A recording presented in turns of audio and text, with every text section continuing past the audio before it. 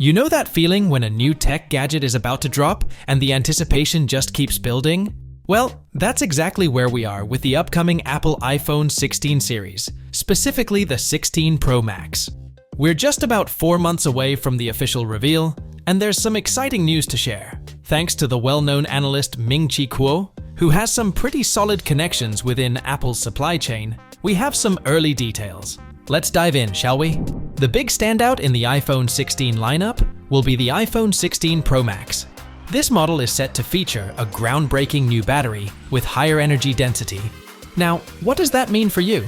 Essentially, Apple can pack more power per kilogram into the same sized battery, or keep the same capacity while making the battery itself smaller. Early rumors suggest we'll see an increase in battery capacity from 4,441 mAh to 4,676 mAh, a modest 5.2% boost.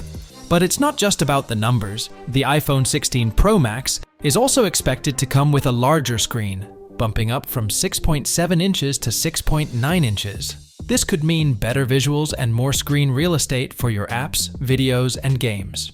The real question is whether this bigger screen will offset the battery improvements in terms of actual battery life. Only time will tell.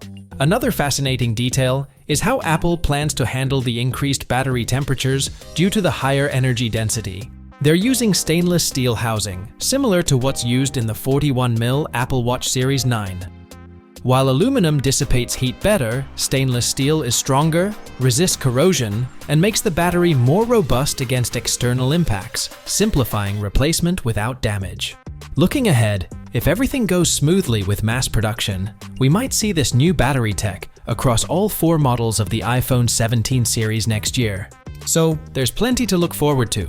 That's all for today's update. If you're as excited about the new iPhone 16 series as I am, make sure to hit that like button and subscribe for more updates. Leave a comment below with your thoughts on the new battery tech and if you think it will make a significant difference.